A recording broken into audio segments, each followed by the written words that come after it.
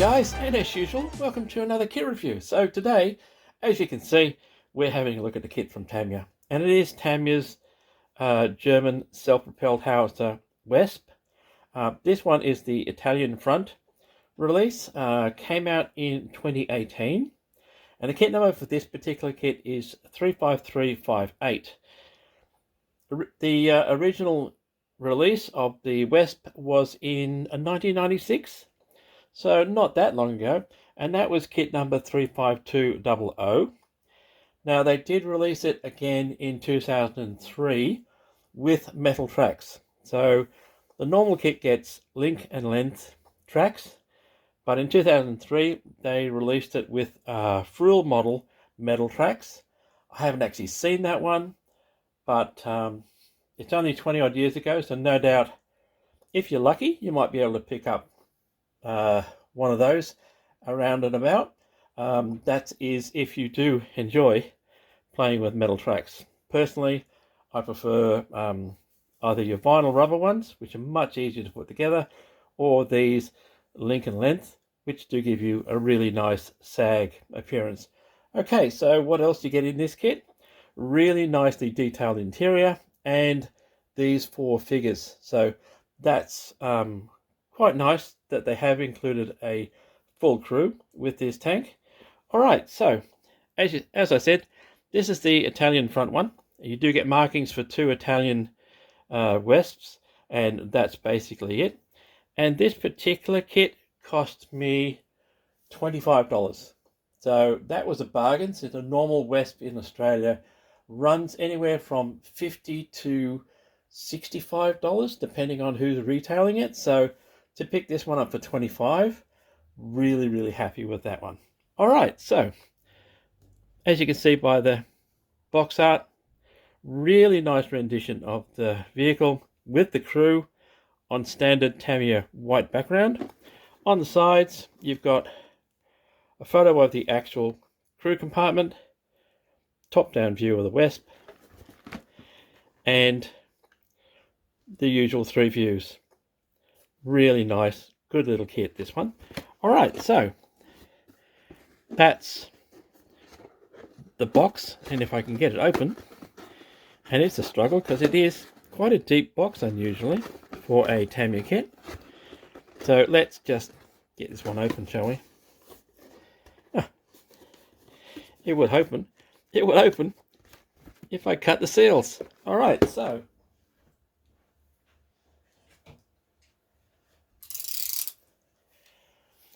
let's cut the seals.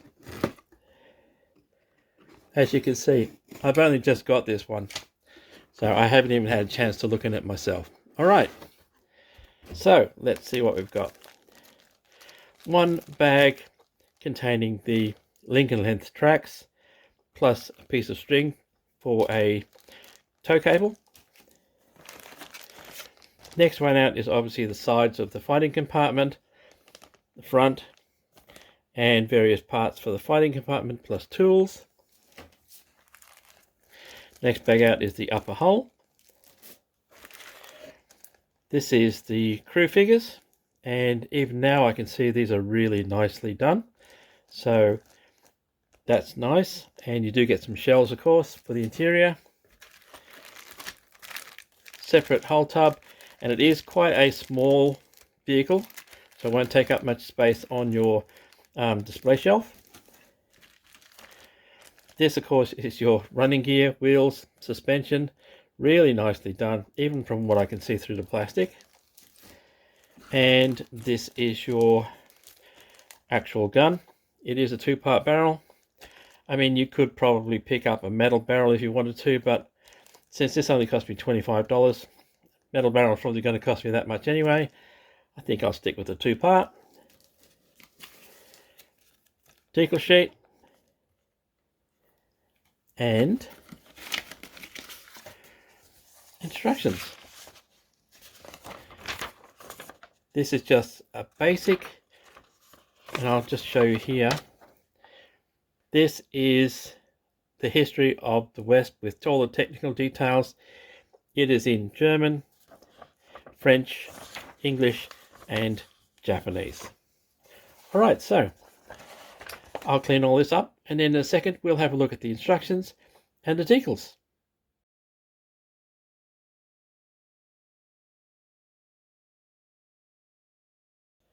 Right, so let's have a look at the instructions.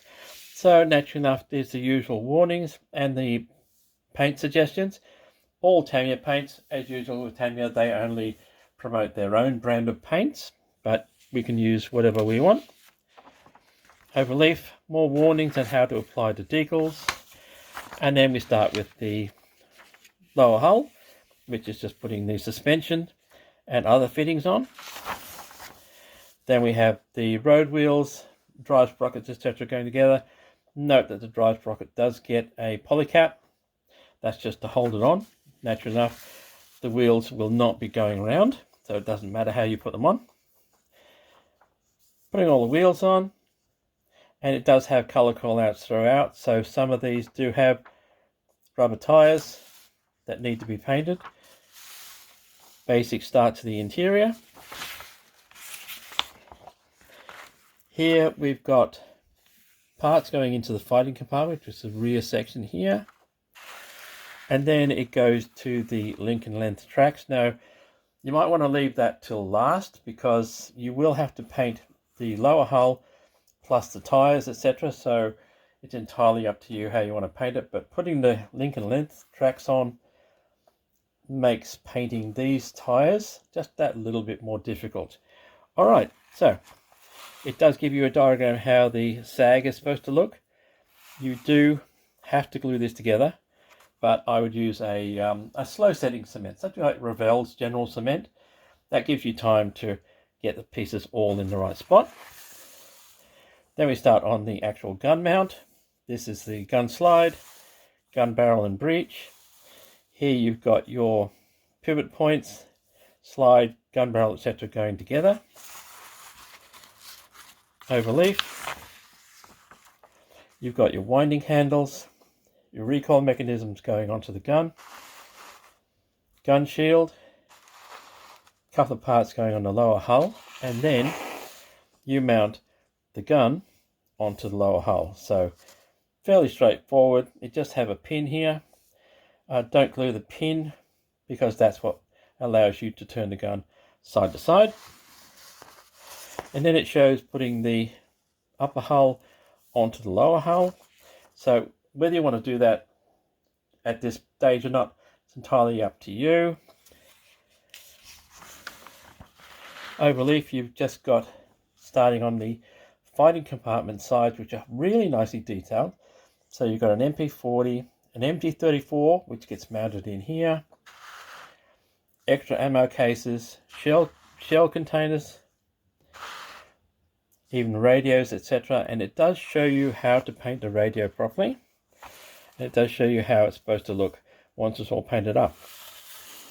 Then you've just got your piece of string, which is supposed to be your tow cable. Other fittings, these are your cleaning rods for the gun. And then you've got your tools, etc. going on. I would probably fit this out with everything except the sides. Paint the whole thing. And then that's probably at that stage, I would probably put the lower hull onto the lower hull once that's all painted and tracks and everything. And then I would leave the sides to the very last and put it all together. And pretty much once it's all painted in its individual sections, put it together, it should be fine. You can always touch it up anyway. This is just the front tools, etc. going on. And then overleaf, you've got your crew figures. It's really nicely detailed how to paint them, including the shells. And you do get decals for the shells, which are the markings, etc. for these particulars. Then you've got your suggested crew layout. This is where you see that there, number 11, are the decals for the shells. All right, so as I said, this has only got 2 markings for Italian serviced Wesps. This one here is the 26th Panzer Division. Got that wrong. 26th Panzer Division, yeah, NCO, and this is the 29th Panzer Division, Yeah, and so this one has camouflage stripes on it, but naturally enough, it's entirely up to you how you want to camouflage this. Red, brown, olive green, or a mix thereof, depending on where you want this Wesp to be in service. And that's basically it for the instructions. So let's have a look at the decals. So it's a small decal sheet, just with your normal crosses, compliance plate, so to speak. This is the range plate that goes inside, and these one here are all the shell markings. So really nicely done, and I'll give you a close-up of this one anyway, but nice detailing and very sharp. I do like that, so I'll give you a shot of that.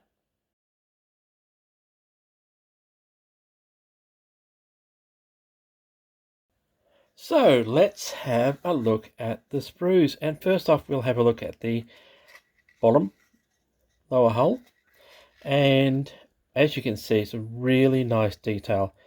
Even though you probably won't see it once you've got it on your display shelf, there's a really nice bolt detail, access hatches, etc. So the access hatches are for the crude compartment and the engine, etc., because there's no other way to change the oil. You need to take these off to be able to change the oils, etc., for the gearboxes, the engine, etc.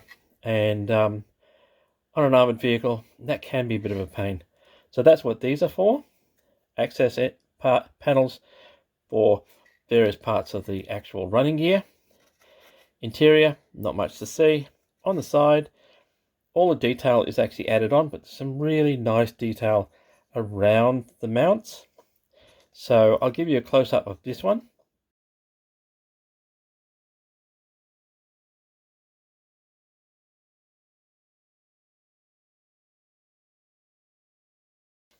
And next we'll have a look at the upper hull. So this is the pin and the mount for the actual gun. It comes through here. This is your upper hull. Naturally enough, you do have bits and pieces going on here. This is quite a small vehicle because it is based on the Panzer II chassis. So that's Panzer IIs were quite small, and so is this. So like I said, it won't take up much space on your display shelf, but it is a really nice looking kit. Really nice detail, beautifully done, nice checker plate on the mudguards, etc. So really nice, I do like that. It's very sharp. So give you a shot of that.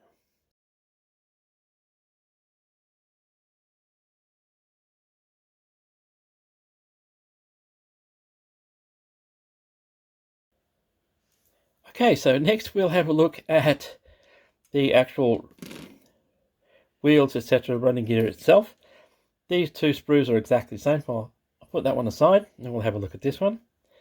So that is your idler wheel, drive sprocket of course, road wheels, suspension, spare track, and you do have some shell boxes, etc. on here. Really nicely done, beautiful detail. So let's have a look at the suspension. So that is your leaf spring suspension, your wheels, drive sprocket. As I said, that's your idler wheel. It does have other part that goes on here, which is this one. And then your shell cases, ammo storage. But the hooks and things for the front, tow hooks, that's your close support MP40 in its bracket, goes inside the fighting compartment. There's a couple of shells for you to look at. Really sharp, beautifully done. There's no flash on this at all, and it is really nicely detailed. So I do like that. So I'll give you a shot of those.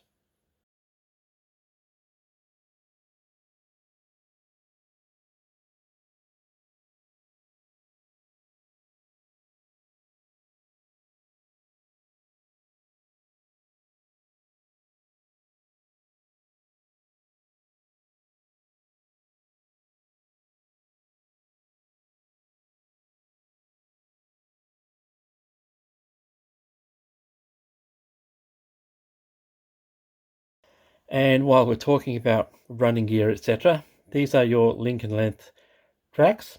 As you can see, they are duplicated. So I'm going to put one of these aside. Now on here, not only do you have your lengths with, as you can see, sag, there is also your MT34. Now the other sprue, duplicate sprue of this, also has an MT34, but you will only need one for this particular kit. So the other one goes in your spares. That of course is your dry sprocket. Spare ammo boxes, including a bipod for the MG.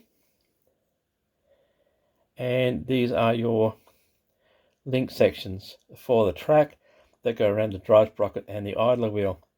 So nicely done. I do like the sag. So some people prefer metal tracks. I don't mind vinyls at all. You can, there are different ways to make them sag, but link and length like this with a nice sag already in it. A little bit trickier to put on, but does give a really nice appearance. All right, so that's your track sections.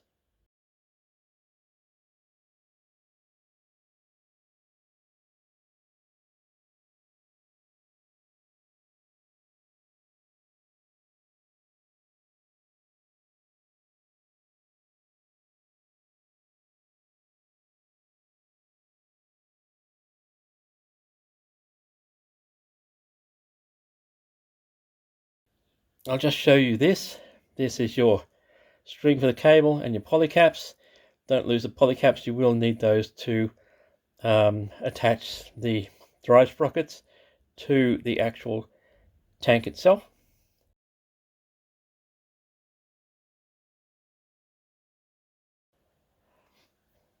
Next up is this one. So as you can see, this is your two-part gun barrel. These are your main frames for the gun. This is your gun slide and other attachment points, elevation, traverse wheels, etc. for the gun and the breech. So let's have a look. That there is your sights, etc. for the gun. Really nicely done. Beautiful detail on these main frames. These, of course, are your swivel points for the main gun barrel. Ooh, that went out of focus, sorry about that. But that's nicely done.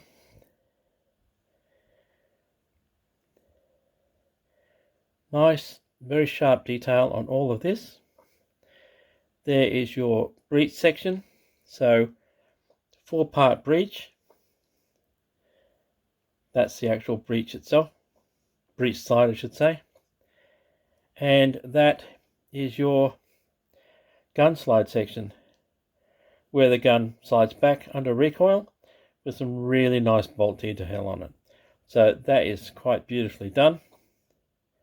All of the detail on this sprue, and so far what I've seen in the kit, no flash, no major mold lines to clean up. There might be a bit of cleanup, but overall, really sharp detail.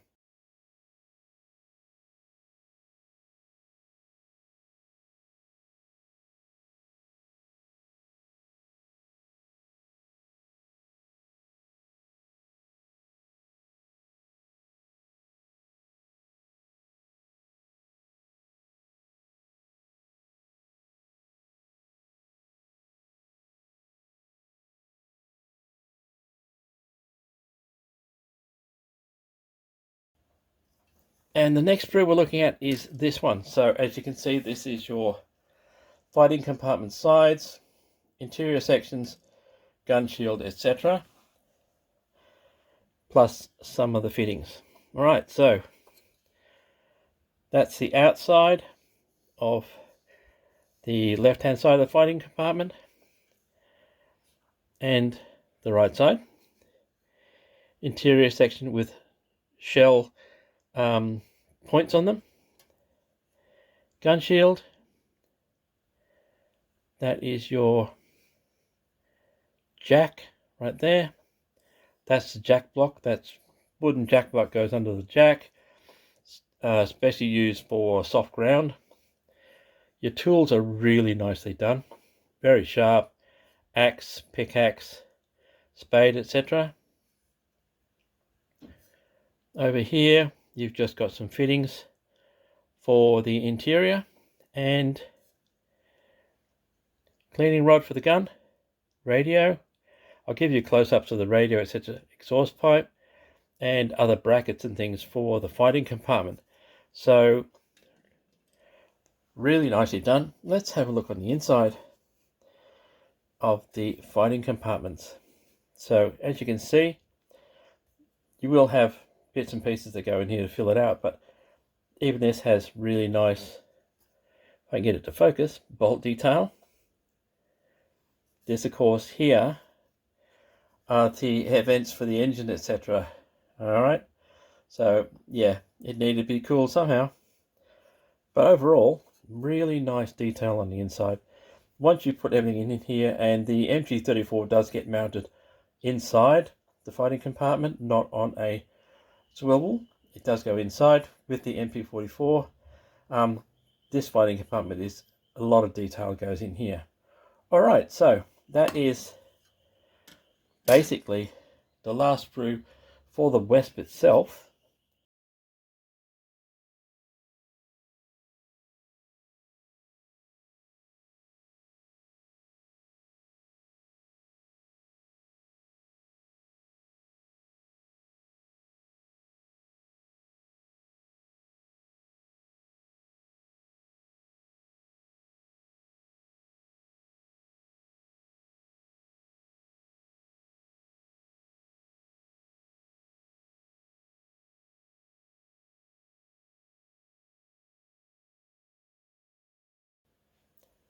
And the final sprue for the kit is the actual figures, your crew figures. Alright, so as you can see, 4 crew figures. You do get helmets for them, earphones, binoculars, pistol holster, and shells. These are the ends of the cable. So let's have a look at the crew figures. Now let's have a look at this guy first.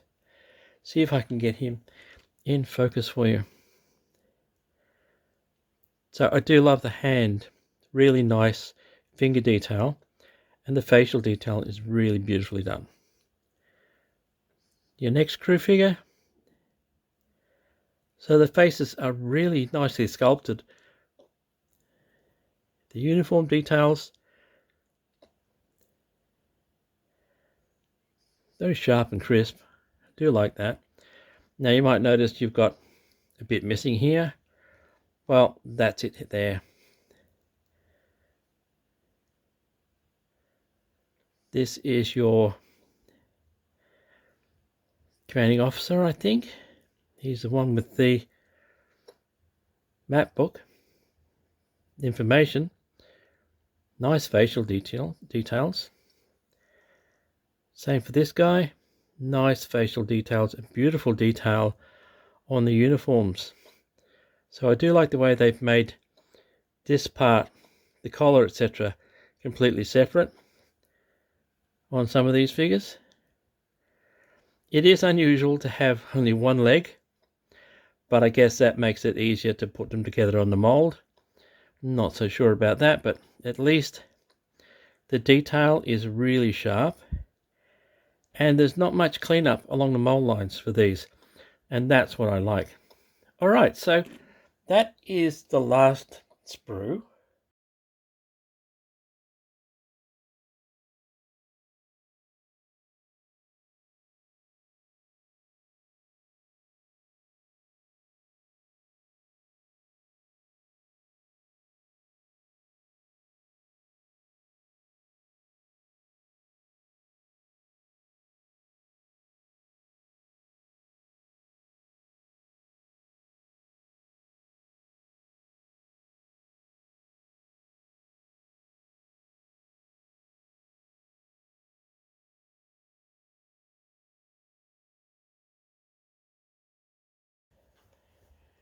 So that brings us to the end of this review. I hope you got something from it.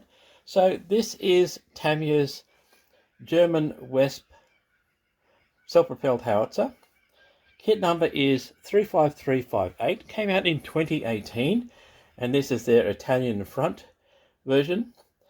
As I said, the original one came out in 1996, and it is still available, as well as this one.